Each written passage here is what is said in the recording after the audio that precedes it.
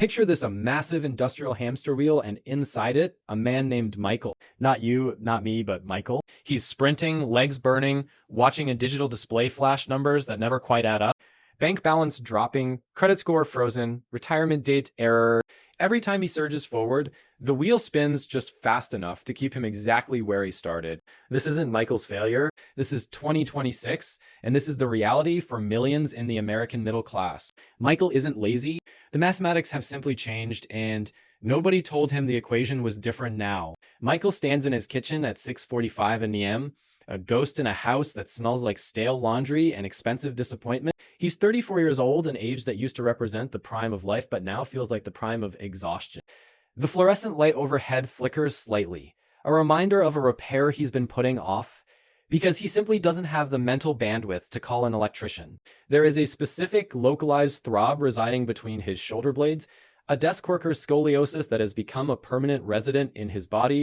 He digs his thumb into the knot, a desperate rhythmic reflex. It's the same way he manages his finances, applying pressure to a pain point that won't go away, hoping for a temporary relief that never truly arrives. He's part of a generation that is physically breaking before it even reaches the halfway point to retirement.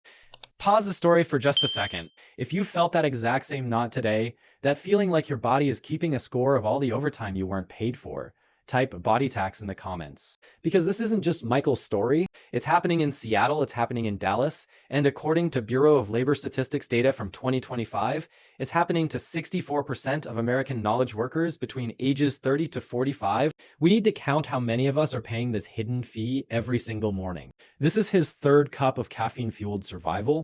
The first two were just biological starter fluid. This one is meant to provide the spark for a day that feels like a heavy, wet blanket. Outside, the sun is beginning to bleed over the suburban horizon, but Michael doesn't see beauty. He sees a ticking clock. He's already running a complex mental simulation of the 405 or the I-95, calculating the gas-to-stress ratio of leaving 5 minutes late. He's weighing the risk of missing a sync meeting against the cost of a speeding ticket. His brain is already at work 3 hours before his salary actually starts counting. He's 34.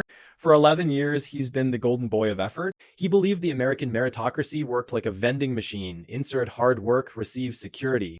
But somewhere around 2019, someone unplugged the machine. Michael's still shoving coins into the slot, wondering why nothing comes out. At 26, the world was a different shape. Back then, an extra Saturday at the office felt like a down payment on a boat or a bigger house. The correlation was linear. You did X and you got Y. It was the era of the hustle, and Michael was a high priest of the grind. But as he crossed into his 30s, a strange phenomenon occurred. The correlation didn't just weaken, it inverted. Suddenly, doing more didn't lead to having more, it just led to needing more coffee to sustain the more he was already doing. To understand why Michael's world is falling apart, we need to look at what economists call the productivity pay gap. And the numbers are staggering. According to the Economic Policy Institute's 2024 analysis, from 1948 to 1979, productivity and typical worker compensation moved in lockstep. When workers became 1% more productive, they saw roughly 1% higher pay. This wasn't magic, it was policy. Strong unions, regulated markets, and a minimum wage that actually meant something. But starting in 1979, something broke. Since then, productivity has grown 3.5 times faster than the pay of typical workers. Where did that gap go? Research from the Bureau of Labor Statistics shows it flowed primarily into two buckets: the compensation of top earners, think CEOs and executives, and capital returns to shareholders. Michael is literally creating wealth with every keystroke. He's just not allowed to keep any of it. The bridge between labor and wealth has been demolished, and we're all just swimming against a current that only flows one way. This isn't a Michael problem. This is what labor economists call structural wage suppression, though I'm calling it the 30-year inversion. The point where the cost of maintaining baseline stability begins to outpace career advancement for the vast majority of workers. According to Federal Reserve data from 2025, the cost of maintaining middle-class status has increased 47% faster than median wages since 2000. Michael isn't running out of gas. The road itself is getting steeper, and someone's greasing the wheels. Let's perform a forensic audit on Michael's life. If we were a private equity firm looking to optimize Michael, we would realize he's a failing enterprise. Not because he's poorly managed, but because his fixed costs have become a parasitic organism.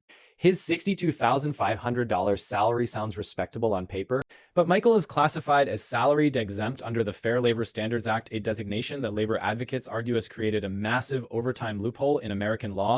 He works 50 hours a week because corporate culture demands it, yet he's paid for 40. That drops his effective hourly rate from roughly $30 to $24, and that's before we factor in the hidden taxes. Let's talk about the commute tax. Michael drives a used 2018 SUV because according to Cox Automotive data, the average new car price in 2026 is $48,000, which is 92% of his pre-tax annual salary. Gas prices have actually dropped to an average of $2.97 per gallon nationally in 2026. Not when you factor in that auto insurance has increased 26% since 2022, according to Bankrate, and that every mile of his 30-mile commute costs roughly 67 cents in combined depreciation, fuel, and maintenance according to AAA's 2025 driving cost calculator. That's $40 per day, $200 per week, over $10,000 annually. Michael isn't just commuting to work, he's paying a $10,000 subscription fee for the privilege of having a job. Now, let's examine the subscription trap. Michael doesn't own his life anymore, he rents it month to month. His work software suite that the company requires but won't pay for, $15 per month. His productivity apps, because Outlook isn't enough anymore, another $20. The security systems so his insurance doesn't skyrocket, $45. And then there's healthcare. Michael's family plan through his employer, which is supposed to be good coverage, costs $720 per month in premiums for a high deductible plan with an $8,500 out-of-pocket maximum. According to KFF's 2025 Employer Health Benefits Survey, that's actually slightly below average, which tells you everything about American healthcare. Michael is living in a pay-play economy where the minimum buy-in exceeds his salary growth. When you account for federal taxes, FICA, commute costs, and what researchers call job maintenance expenses, the work wardrobe, the convenience meals when you're too exhausted to cook, the childcare premium because your schedule is unpredictable, Michael's effective take-home value is closer to $18.50 per hour of actual work. Meanwhile, according to Bureau of Labor Statistics data from January 2026, the average wage for food service workers has risen to $16.85 per hour. Michael has a bachelor's degree and 11 years of experience. The kid at Chipotle makes almost the same hourly rate, works 38 hours, and has no student loans. Michael owes $45,000 for an education that, according to a 2025 McKinsey analysis, is becoming rapidly devalued by AI automation in knowledge work sectors. Welcome to the effort ceiling. The glass roof that nobody told you was there until you hit it with your head at 31. In your 20s, effort tends to function as leverage. In your 30s, according to a 2024 Harvard Business Review analysis of career trajectories, that same effort often becomes just a maintenance requirement. You work harder just to stay in place. The effort ceiling exists because modern corporate cost structures increasingly treat experience as an expense to minimize rather than an asset to reward. A 2025 Deloitte survey found that 68% of companies view AI-augmented junior workers as preferable to experienced mid-level employees for cost-sensitive roles. Michael is working harder to demonstrate value in a labor market that's been restructured to prioritize efficiency over expertise. And then there's what economists call the loyalty penalty. Research from the Federal Reserve Bank of Atlanta shows that workers who change jobs see salary increases averaging 5.8% in 2025, while those who stay see average raises of 4.2%. But here's the trap. Inflation in 2025 averaged 3.4 according to the Bureau of Labor Statistics. So Michael's merit raise is actually a real wage cut when he stays, but job hopping is nearly impossible because of what I call housing lockdown. According to Zillow's 2025 data, the typical mortgage payment has increased 47% since 2020, while median wages only grew 18% in the same period. Michael can't afford to relocate for a better job because current mortgage rates are 6.9, and his $1,400 per month housing cost would become $2,400 in any job market worth moving to. He's economically trapped. Labor market research from Georgetown University's Center on Education and the Workforce suggests that peak earning years for many college-educated workers now occur in their early to mid-40s, earlier than the traditional model of peak earnings in the 50s. For Michael's cohort, mid-level knowledge workers, wage growth after age 40 tends to plateau or even decline in real terms according to Federal Reserve wage data tracking. The implication, every unpaid overtime hour Michael works is essentially a donation to a company that research shows would replace him within 14 days if he left. Let's shift to Chicago, to a different kitchen, a different 6:45 a.m. This is Sarah. She's 36. She's a nurse practitioner working in a level 1 trauma hospital. She's the person you desperately want by your side if everything goes wrong. She worked through the pandemic. She's seen things that would break most people, and she's at her effort ceiling too. For Sarah, working harder means picking up extra shifts. But here's where the system truly reveals its cruelty. According to her 2025 W-2, her overtime pay pushes her into a higher tax bracket, where marginal rates take roughly 30 to 35% of those extra hours in combined federal and state taxes. After factoring in the recovery costs, the therapy copays, the emergency childcare at $25 per hour because her schedule changed with 6 hours notice, the DoorDash dinners because she physically cannot stand for another minute, Sarah's effective hourly rate on her 12th hour is actually lower than her rate on her first hour. She is subsidizing her hospital's staffing shortage with her own mental and physical health. If you're Sarah, if you're in healthcare, education, or any other essential field that's been strip mined by efficiency consultants, type the loop in the comments. We need to see how many people are trapped in this impossible math where more work creates less life. This leads to a psychological phenomenon labor researchers call economic precarity stress, though I call it economic gaslighting. Michael opens Instagram and sees a 22-year-old crypto influencer in a rented Lamborghini saying he just doesn't want it bad enough. He's told he needs to manifest abundance his way out of structural wage stagnation. This is perhaps the cruelest trick of the 2026 economy. It breaks your bank account, then tries to break your mind by insisting it's a personal failure rather than a systemic design. Michael didn't break the rules, he followed them. He followed the 1990s playbook in a 2026 economy. He's high-quality content trying to run on incompatible hardware, like trying to play a 4K video on a VHS player. The effort ceiling isn't just a financial barrier, it represents what sociologists call an identity crisis for workers who built their self-concept around productivity and career advancement. Research from the American Psychological Association shows that financial stress is the #1 source of chronic anxiety in American adults, ahead of health concerns. For men especially, and yes, I'm talking to the men in the audience directly here, American culture still ties masculine identity to provider status. When Michael can't save for his daughter's college fund despite working 50+ hours weekly, according to research on male psychology and financial stress, he doesn't blame the Federal Reserve's interest rate policy or corporate profit margins. He looks in the mirror and sees personal failure. This is the silent midlife crisis of the 2020s, and it's being driven by economics, not psychology. Now let's talk about the variable that's accelerating everything: artificial intelligence. According to a Goldman Sachs research report from 2024, AI could impact 300 million full-time jobs globally with knowledge work roles. Michael's category among the most exposed. The reports Michael spends 6 hours crafting, the logistics optimization he does, the data analysis. These tasks are increasingly being handled by large language models at a fraction of the cost. A 2025 MIT study on AI adoption in professional services found that 43 of tasks currently performed by workers with bachelor's degrees could be augmented or replaced by current AI technology within 3 to 5 years. Michael's effort is being converted into training data. If your job primarily involves moving information between systems or generating standardized reports, research suggests your effort ceiling isn't just a ceiling, it's becoming a trapdoor. Michael is fighting for a promotion in a department that, according to his company's own digital transformation roadmap, is slated for 40 headcount reduction by 2028. So how do we survive this? We need what I call strategic disengagement, not quitting, not giving up, but recalibrating your relationship with a labor market that's been fundamentally restructured. Rule number 1, understand the loyalty discount. Research from ADP's 2025 workforce report found that workers who changed jobs saw average pay increases of 14.8%, while those who stayed averaged 4.2%. Michael's company will offer a new hire a $10,000 sign-on bonus, but denied Michael's request for a $3,000 raise.